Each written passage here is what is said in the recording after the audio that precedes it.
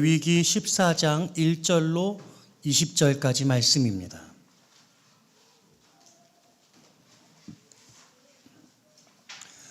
구약성경 166쪽, 167쪽, 레위기 14장 1절로 20절까지 말씀입니다.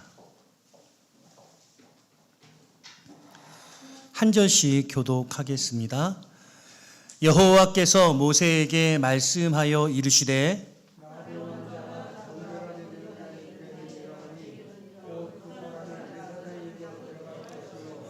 제사장은 진영에서 나가 진찰할지니 그 환자에게 있던 나병 한 부가 나았으면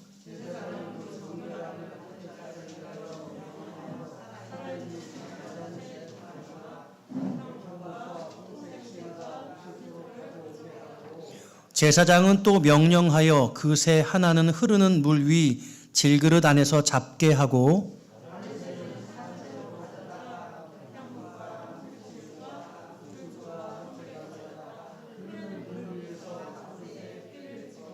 나병에서 정결함을 받을 자에게 7번 뿌려 정하다 하고 그 살아있는 새는 들에 놓을지며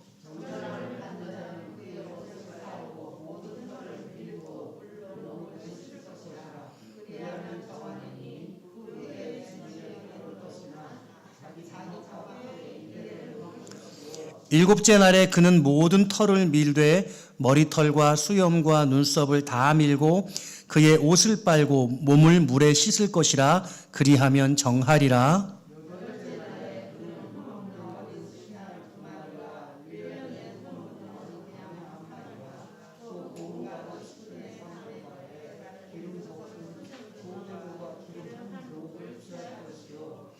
정결하게 하는 제사장은 정결함을 받은 자와 그 물건들을 회막문 여호와 앞에 두고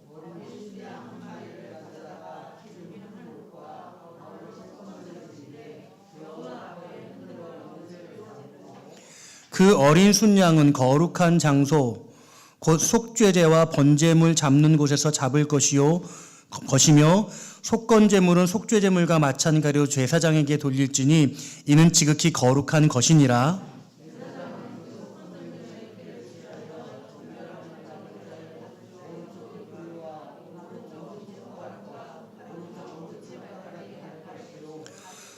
제사장은 또 한 록의 기름을 취하여 자기 왼쪽 손바닥에 따르고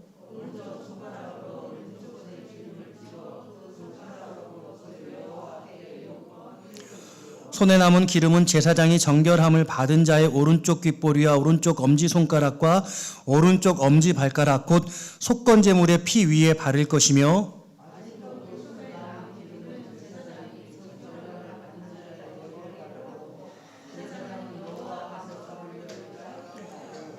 또 제사장은 속죄제를 드려 그 부종함으로 말미암아 정결함을 받을 자를 위하여 속죄하고 그 후에 번제물을 잡을 것이요 제사장은 그 번제와 소제를 제단에 드려 그를 위하여 속죄할 것이라. 그리하면 그가 정결하리라. 아멘. 할렐루야. 네, 고개를 드십시오.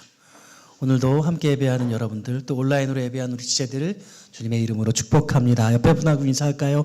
축복하고 사랑합니다. 네.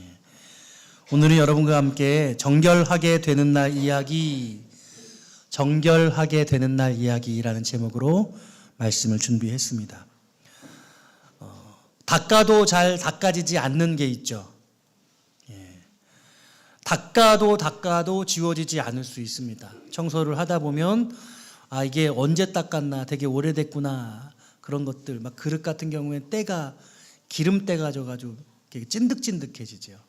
걸레질을 해도 걸레가 가지 않았던 부분들은 그 안에 때가 쩔어서 닦여지지 않는 것들을 보게 됩니다. 또 어떤 경우에는 이렇게 바닥에 안에 스며들어서 아무리 지워도 그 흔적이 남아서 지워지지 않는 것들도 있습니다. 그러니까 지우는 것의 특징이 오래 지날수록 잘 닦아지지 않는다는 것, 지워지지 않는다는 것이고 또 지울 수 없는 것들도 존재한다는 것을 알게 되는 것입니다. 몸을 예로 들어볼게요. 여러분 문신 혹시 우리 교우들 중에 하신 분 계십니까? 귀는 이제 좀 뚫으신 분들 계시죠?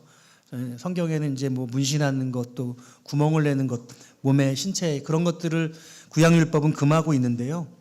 사실 이제 몸의 문신이라는 게 본인은 자랑으로 또 다른 사람에게는 두려운 마음을 줄 목적으로 이렇게 새기게 되는 것 같습니다. 대개는 불량배나 조직 폭력배들의 전형물이었죠. 그런데 요즘은 타투라고 불려지면서 이게 하나의 유행이 되고 이걸 어떻게 생각하면 뭐 사랑의 서로 그 약속 같은 그런 느낌으로 또 같이 하기도 하고 그러는 것 같습니다. 구약 성경은 문신을 새기는 것에 대해 어떻게 말씀하고 계십니까? 레위기 19장 28절에 죽은 자 때문에 너희의 살에 문신을 하지 말며 문의를 놓지 말라. 나는 여호와이니라. 이렇게 말씀하고 계십니다. 어쩌면 이제 구약 시대는 죽은 자를 기리면서 몸에 문신을 하는 게 유행이었나? 뭐 그런 생각을 하게 되는 거죠. 사랑하는 자녀들의 이름을 몸 어딘가에 새긴다거나 그 아이의 얼굴을 새긴 것이 아닐까 그런 상상을 해보게 되어집니다. 하나님은 이것을 아주 냉정하게 금지하고 계시는 거죠. 비슷한 이유로 요즘 현대인들도 이렇게 사랑하는 사람 이름 이렇게 뭐 이니셜 같은 것도 적어놓고 또 얼굴을 제가 그려놓은 것도 본 것 같습니다. 성경이 왜 문신을 금지하는 것일까? 여러 이유가 있겠습니다만 저는 그중 하나가 지울 수 없기 때문이라고 생각합니다. 그러니까 젊은 날에는 뭔가 자랑하고 뭔가 대단하게 생각하지만 젊은 날의 이 자랑이 한때의 철없음으로 더 전락하는 순간이 온다는 겁니다. 유감인 게 지우고 싶어도 지울 수 없는 거예요. 여러분 막 살을 찢어가지고 하는데도 그게 다 지워지지 않고 남아있죠. 요즘에는 이 기술이 발전해서 다 지울 수 있나 모르겠습니다. 상당한 고통이 있는 것으로 알고 있습니다. 지금 제가 지워지지 않은 것에 대한 이야기를 하고 있는데요. 만일 여러분 내면 속에 지우려고 해도 지워지지 않는 그런 고통이 있다면 어떻게 하면 좋을까요? 참 어려운 얘기입니다. 그리고 유감스러운 일이죠. 고통을 피하는 것이 인간의 본능입니다. 주먹이 날아오면 사람은 나도 모르게 눈을 감습니다. 그러고 결국엔 주먹을 맞아야죠. 날아오는 주먹에. 잘 준비된 분들은 그 주먹을 피할 수 있습니다. 훈련받은 분들은 그렇겠죠. 그러니까 여러분 우리는 이 고통을 대면할 때 이 고통을 극복하기 위해서 용기도 필요하고 또 훈련도 필요하다는 것을 깨닫게 되어지는 것이죠. 제가 아는 어떤 목사님은 10대 시절에 갑작스럽게 아버지께서 돌아가셔서 교통사고로 어느 날 갑자기 돌연 돌아가셔서 그때부터 그 죽음의 고통을 외면하는 그런 모습을 가지게 되었다고 고백하기도 했습니다. 여러분 안에 있는 내면의 고통을 어떻게 해결할 것인가? 아직도 여러분 그것을 가지고 계시다고 한다면 그런 아픔을 승화시킨 분들을 찾아보면 좋겠습니다. 고통에는 해석이 필요하다는 것이죠. 대개의 해석은 직접적이고 본능적인 감정으로부터 출발하죠. 내가 어떤 감정을 가질 때 그 감정에 대한 느낌이 해석이 되는 겁니다. 그러나 그 감정과 본능을 곱씹어 고통을 대면하면서 전혀 다른 해석을 만들 수 있지 않을까를 생각해 보게 됩니다. 오늘 사실 제가 여러분께 드리고 싶은 되게 중요한 부분은 이겁니다. 예수님의 보혈은 그 모든 것들을 지울 수 있을까요? 여러분 어떻게 생각하십니까? 신체적인 것 지울 수 있습니까? 주님의 보혈이. 정신적인 것 우리 예수 피가 지울 수 있습니까? 영적인 것 지울 수 있나요? 저는 유감스럽게도 아니라고 말씀드립니다. 없습니다. 예수 피는 지우개의 기능을 가지고 있지 않습니다. 컴퓨터는 파일을 지울 수도 있고 아예 포맷해버려서 새롭게 처음부터 다시 쓸 수도 있습니다만 인간은 그렇지 않습니다. 죄는 그렇지 않습니다. 예수 피는 지우는 능력으로 사용되지 않습니다. 예수 피는 가려주는 겁니다. 덮어주는 겁니다. 지워지지 않는 흔적을 가려주는 역할을 해요. 그러니까 여러분들의 죄가 없이 한다고 말을 하지만 그게 아주 깨끗한 상태를 말하는 게 아니라 우리가 얼룩진 그 죄의 그 얼룩을 십자가의 보혈로 그냥 덮어서 가려주시는 거죠. 완전히 깨끗한 상태하고는 다르다고 할 수 있습니다. 허물의 사함을 받는 자가 복이 있다고 하죠. 그 죄의 가리움을 받는 자가 복이 있다는 겁니다. 주님의 십자가 사랑으로 그 보혈을 흘려서 지울 수 없는, 지울래야 지워지지 않는 그 상처와 죄들을 완전히 덮어주는 것, 그게 바로 십자가 보혈의 은혜입니다. 할렐루야. 여러분 다 그 피를 덧입으신 줄로 믿습니다. 그 주님의 피가 저와 여러분들의 삶에 흘러 넘쳐야 합니다. 내 안과 밖에서 넉넉하고 충만하게 흘러야 모든 것을 덮을 수 있습니다. 내가 예수를 믿고 주의 보혈의 공로를 의지한다고 말하지만 어떤 부분에서 아직도 내 내면에, 내 어떤 삶의 부분에 예수의 피가 흐르지 않은 부분이 있다고 한다면 그것은 드러나고 닦아지지 않은 상태, 더럽혀진 그 모습 그대로일 것이죠. 오늘 그런 부분이 보혈의 은혜로 다 덮어지는 시간 되시기를 축복합니다. 오늘 말씀의 제목은 정결하게 되는 날 이야기입니다. 용서에 관한 이야기, 죄에 관한 이야기이죠. 레위기 13장, 14장은요, 나병 환자들에 대해서 다루고 있습니다. 오늘 저는 여러분과 이 교훈을 나누기 전에 이 본문을 좀 더 깊이 살펴보고 싶은데요. 레위기 13장은 이스라엘 백성들 중에 나병을 걸린 사람들의 확진에 대한, 그 진단에 대한 이야기입니다. 나병에 걸리면 여러분 이스라엘 진영 바깥으로 쫓겨났습니다. 공동체 안에 머물 수가 없었어요. 왜냐하면 전염성을 가지고 있다는 거죠.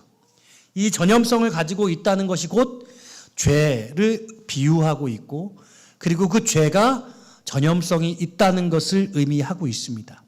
죄 가진 자가 죄를, 누군가를 만지고 그 물건을 건드리며 손대면 그 물건도, 그 만진 그 사람도 부정해지게 되는 거죠. 그러니까 여러분, 사실은 우리가 십자가 보혈을 의지한다고 할 때 되게 어려운 영적인 싸움이 그 안에서 일어나는데, 죄 있는 자와 죄 없는 자가 함께 부딪혔을 때 그 죄에 오염될 것이냐, 예수 피의 그 정결함으로 그 죄에 오염된 그 사람을 정결케 할 것이냐, 죄인과 의인이 만나서 이 사람이, 의롭게 된 이 사람이 죄인인 이 사람을 십자가의 사랑으로 정결케 할 수 있겠느냐, 아니면 그 죄인 때문에 우리가 오염돼서 우리도 죄인으로 전락해 될 것이냐, 어려운 이야기라는 것입니다. 근데 하나님은 구약에서 명백하게 기준을 두셨는데, 그 기준이 무엇이냐? 나병에 걸리면 진영 밖으로 쫓겨간다는 것이에요. 이게 뭐예요? 하나님이 이 공동체 안의 죄의 문제를 매우 엄중하게 다스리시고 계시는 것을 말씀하고 있습니다. 자, 오늘 본문의 이야기를 좀 보면은요, 오늘 본문이 1절부터 제가 20절까지만 본문으로 정해드렸는데요. 2절 말씀에 나병 환자가 정결하게 되는 날의 규례, 나병 환자의 정결 규례에 대해서 말씀하고 있는데요. 1절부터, 그러니까 2절부터 9절까지는 첫 1단계입니다. 1단계. 그리고 10절부터 20절까지는 2단계라고 할 수 있습니다. 이 정결하게 되는 규례가 두 가지 단계로 나누어지는데, 2절부터 9절까지의 말씀은 어디서 일어나는 일이냐면 진 바깥에서 일어나는 일입니다. 그리고 10절부터 20절, 그 이유는 이제 안으로 들어와서 이스라엘 백성의 진영 안에 들어와서 일어나는 일입니다. 이 정결 규례가 두 가지로 나눠진다고 할 수 있어요. 그래서 여러분, 어떤 일이 이제 1단계에서 일어나냐면 제사장이 진영 밖으로 나가는 겁니다. 여러분, 이스라엘 백성들이 200만 명이라고 했지 않습니까? 광야 생활을 하는데 200만 명이 텐트를 치고 자면 도대체 그 넓이가 얼마나 넓었겠어요? 수원시가 200만이 안 되잖아요. 그렇죠? 수원시가 115만 이 정도 되거든요. 수원보다 많은 사람들이 광야에서 텐트를 치고 거하는 겁니다. 근데 회막이 어디냐면 그 텐트촌의 맨 중앙에 있어요. 그리고 제사장들은요, 그 회막을 중심으로 기거하거든요. 그러니까 제사장이 진영 밖으로 나간다는 건 저 수원의 중심에서 수원 바깥으로 나가는 것을 의미합니다. 여러분, 되게 번거롭겠죠. 많은 수고를 필요로 하는 겁니다. 그래서 제사장이 진 밖으로 나가는 그 과정도 그렇게 간단하지는 않다. 200만 명이나 되는 사람들 중에 나병이 걸린 사람이 얼마나 되는지 알 수 없으나 아마도 정기적으로 진 바깥으로 나가서 진찰을 하고 확진자를 가려내지 않았을까. 다 나은 사람들을 다시 진영 안으로 들어오게 되는 이런 정기적인 그런 그 진찰이 있지 않았을까, 이런 생각을 해보게 되어집니다. 쉬운 일이 아니었죠. 그러면요, 이 제사장이 진 밖으로 나오는 날에 자기의 나병이 다 나았다고 하는 사람들은 그 제사장에게 나갈 수 있었습니다. 여기서 이 나병이라고 하는 것에 대해서 여러분께 좀 설명을 해야 되는데요. 이 나병을 우리는 문둥병이라고 그렇게 표현하지 않습니까? 그런데 이 나병이라고 하는 이 원어는 히브리 원어로 차라하트라는 뜻이에요. 차라하트. 몹시 괴롭다 뭐 이런 뜻입니다. 또 치시다 뭐 이런 뜻이에요. 하나님이 치셨다라는 그런 의미를 상징하고 하기도 합니다. 그런데 나병, 문둥병만 말하는 게 아니라, 이른바 한센시병만 말하는 게 아니라 피부질환과 피부병을 포함하는 여러 가지 피부병들, 악성 종기, 이런 것들을 가리키는 포괄적 용어라고 할 수 있어요. 그러니까 오늘날 같으면 우리가 병원에 가고 의사에게 진단을 받아야 되는데 그 당시는 의사가 없어서 제사장들이 이것들을 진단해낸 것입니다. 제사장들이 바깥으로 가서 누가 정결하게 되었는지, 누가 그 질병이 다 나았는지를 확인하는 거예요. 근데 이 나병 환자들은 뭘 준비해 가야 되냐면, 4절 말씀 같이 한번 읽어볼까요? 4절입니다. 시작. 제사장은 그 정결함을 받을 자를 위하여 명령하여 살아있는 정결한 새 2마리와 백향목과 홍색실과 우슬초를 가져오게 하고, 4가지 준비물이 있었어요. 정결한 새 2마리. 보통 제사에 쓰이는 새는 비둘기잖아요. 그런데 비둘기가 아니라 그냥 정결하면 돼요. 여러분 구약에 부정한 짐승이 있고 정결한 짐승이 있는데, 부정한 새가 아니라 정결한 새. 그냥 광야에서 어떤 새든지 잡을 수 있으면 된 거예요. 마련할 수 있으면 된 거예요. 굳이 비둘기라고 하지 않고 그냥 정결한 새면 된다고 말씀하고 있습니다. 그리고 백향목, 가장 튼튼하고 아주 수명이 길게 가는 그런 나무, 그리고 예수의 피를 상징하는 홍색실, 그리고 여러분 잘 아시는 허브과의 우슬초, 아주 향이 좋죠. 이 4가지의 준비를 해가지고 제사장 앞에 나오도록 하는 것입니다. 그리고 제사장 앞에서 털을 다 밀어요. 털을 다 밀고, 그리고 옷을 빨고 목욕을 하고 나오는 거죠. 그래서 여러분 머리도 빡빡이고 눈썹도 없고 온갖 수염 당연히 없고 몸에 모든 털을 다 지우면, 그리고 벌거벗은 그 모습을 제사장에게 보여주는 겁니다. 그럼 몸에 피부병의 그 흔적들을 살펴보고 나았는지 안 나았는지를 체크하는 겁니다. 그리고 그렇게 몸의 털을 다 밀고 정결한 상태에서 일주일을 진영 바깥에서 더 기다리는 거예요. 7일간. 그리고 8일째 되는 날 다시 한번 머리털과 눈썹 다 밀고 목욕하고 옷을 빨고, 그리고 진영 안으로 들어옵니다. 이때 하는 이 정결 예식, 진 바깥에서의 정결 예식이 뭐냐면, 흐르는 물 위에 질그릇에 이 새를 잡습니다. 여기 홍색실과 백향목과 우슬초를 같이 넣습니다. 그리고 그 물에 한 마리 잡은 새의 피를 흘리고, 그리고 나머지 살아있는 새, 그 새에 이 물과 피가 섞인 이것을 7번 뿌려서 정결하다, 정결하다 이렇게 말하면서 새를 풀어주는 겁니다. 그리고 이 풀어준 새가 정결케 된 자기 자신, 그 정결케 된 당사자를 상징하는 것이죠. 이 예식을 하고, 그리고 8일째 되는 날에 진영 안으로 들어오게 되는 것입니다. 자, 그런데요, 진영 안에 들어와서는 조금 더 예식이 까다롭고 조금 더 많은 예물이 필요합니다. 자, 여러분 10절 말씀 같이 한번 읽어볼까요? 10절 말씀입니다. 시작.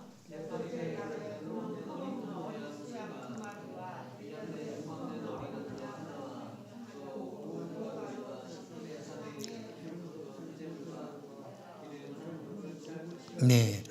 자, 여기 보니까 4가지 준비물이 있죠. 어린 순양 2마리, 흠 없는 어린 암양 1마리, 고운 가루 10분의 3 에바. 여러분 1에바는 23리터입니다.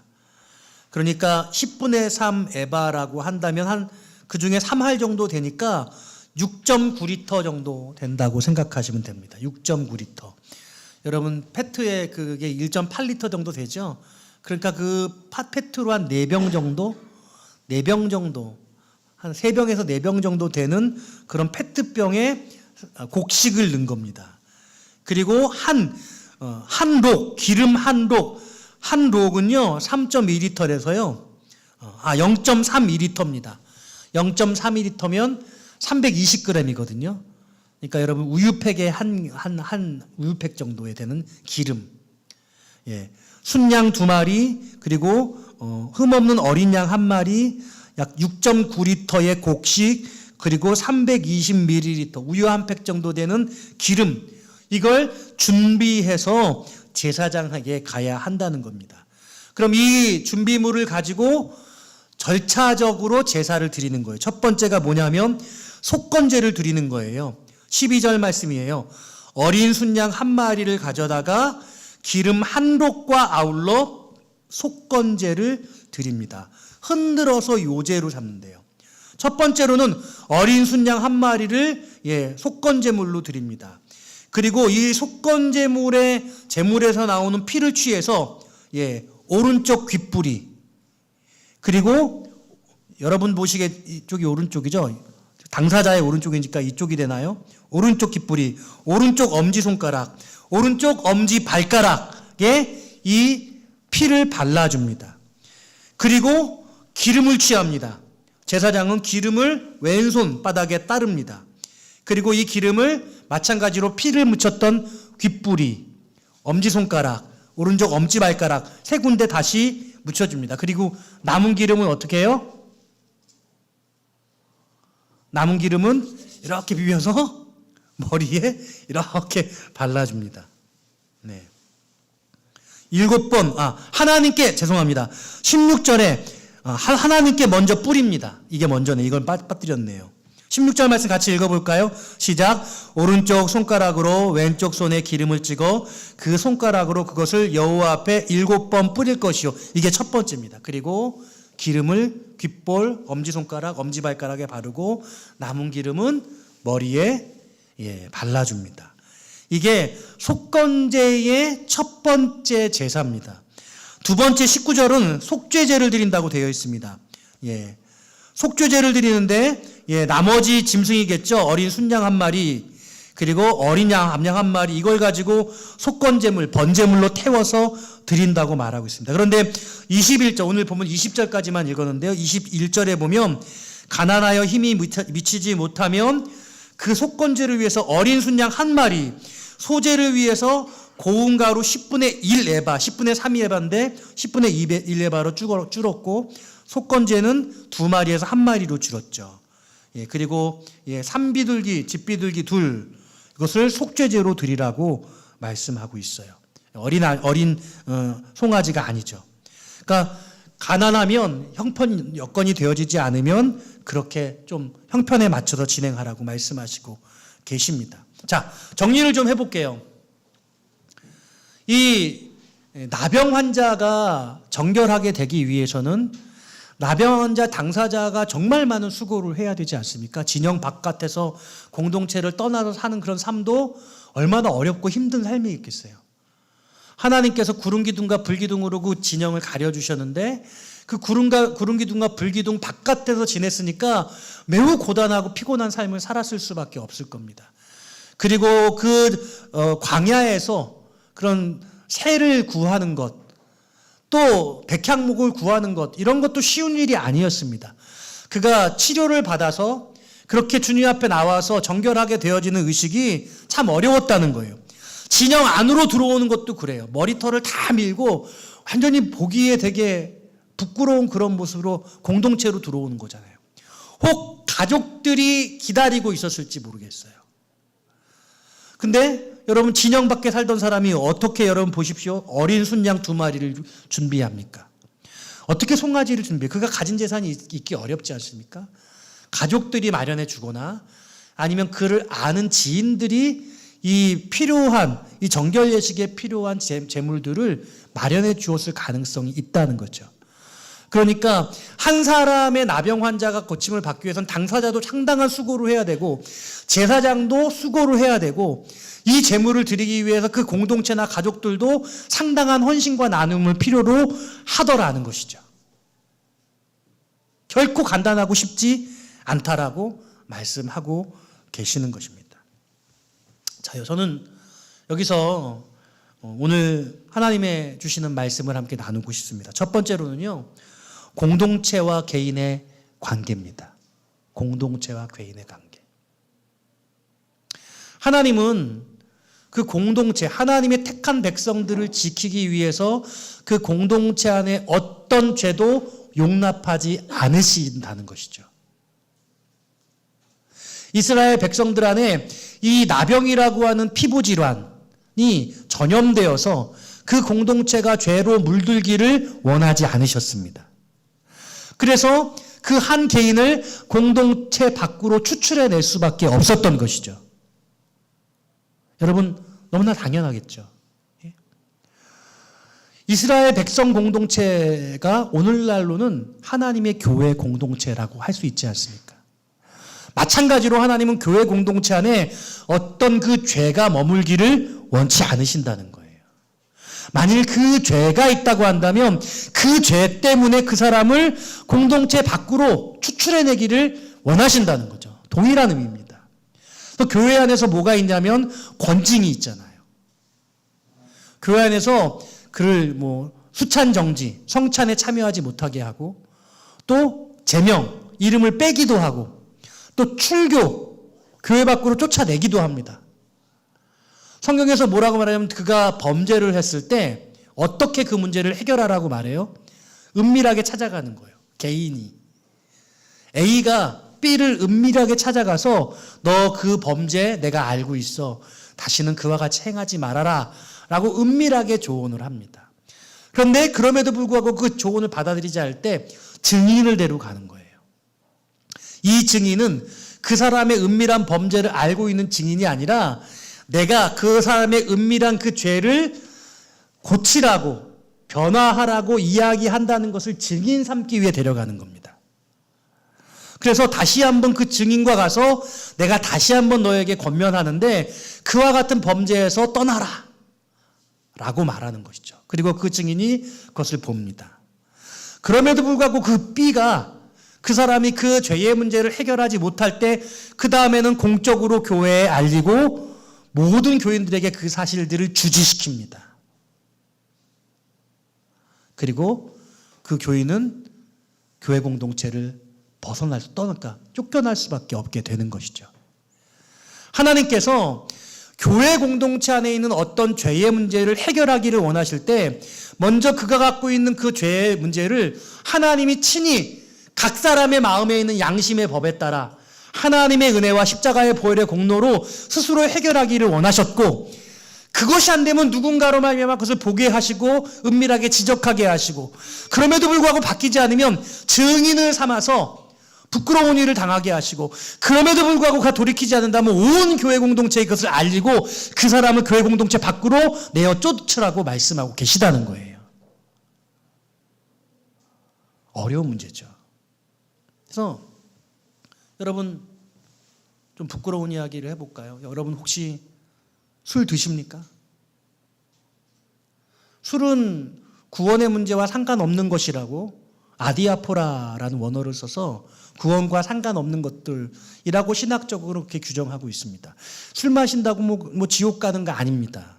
그러나 교회 공동체, 한국교회가 옛날에 농한기에 술들을 많이 마시고 그 일로 말미암아 많은 어려움들을 겪자 한국교회 교단이 술을 부정한 것으로 금지시켰습니다. 그리고 그 전통이 지금까지 내려오고 있어요. 여러분 음주 생활 하시는 거 여러분 어떻게 마음속에 부끄러움이 있다고 한다면 이 부분 정리해야 될 문제겠죠. 그런데 이렇게 얘기해 볼 수 있어요. 내가 아무도 모르게 혼자 집에서 술을 마시는 거예요. 그건 개인의 문제입니다. 그가 교회 밖에 다른 사람들하고 술을 마셔요. 여전히 그거는 은밀한 개인의 문제일 수 있어요. 그런데 교인들하고 모여서 술을 마셔요. 실제로 그런 사건이 제가 부교육자 생활할 때 있었어요. 성가대 대장님이 교인들하고 모여가지고 같이 맥주를 마셨거든요. 교회 소문이 파다하게 났습니다. 개인의 죄의 문제가 공동체의 죄의 문제로 전이돼서 확장되는 그런 상황이라고 할 수 있는 것이죠. 하나님은 이 문제를 매우 중요하게 다루시고 계시고 그런 자를 허락할 수 없는 거예요. 그런 자와 같다면 아마 구약의 율법대로라면 살아남기 어려워요. 교회 공동체에서 영원히 제하여진 이스라엘 백성의 회중에 영원히 들지 못하는 그런 일이 될 수 있다는 거죠. 그런데 하나님이 이 개인의 이 질병, 이 죄라고 상징되는 이 나병의, 이 피부병, 이 문둥병의 문제를 어떻게 다루고 계시냐면 공동체를 지키기 위해서 이 사람은 공동체 바깥으로 내어쫓아 추출해내지만 그 사람이 돌아올 수 있다고 말씀하는 거예요. 다시 공동체 안으로 들어올 수 있다고 말씀하세요. 회복될 수 있다는 거예요. 근데 자기가 자기 스스로의 힘으로 회복되는 게 아니라 하나님이 낫게 해주실 수 있다고 말씀하는 겁니다.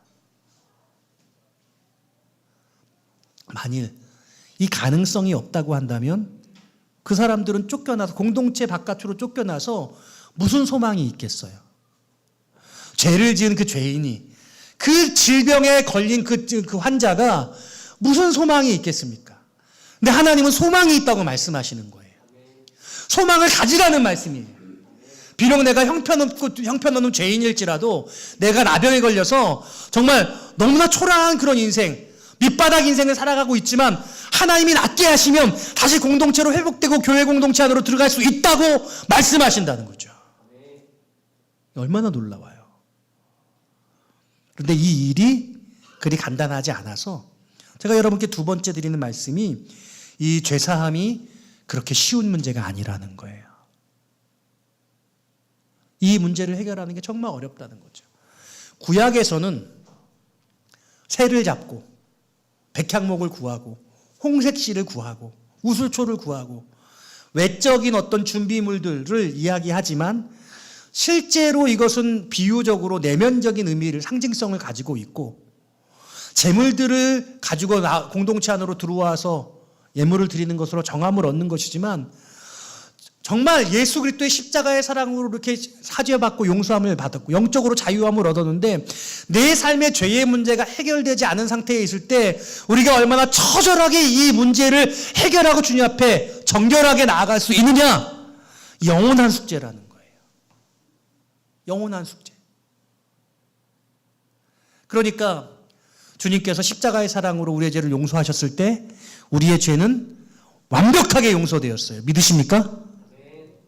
뭐라고 말하냐면 과거 문제, 현재 문제, 미래 문제 다 해결됐다는 거예요.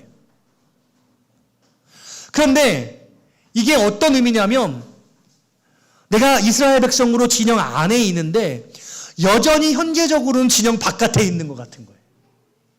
여전히 내 안에 있는 죄에 해결되지 못한 문제들이 여전히 있어서 여전히 진영 바깥에 있는 것 같은 삶의 모습으로 살고 있다는 거죠. 이해되세요?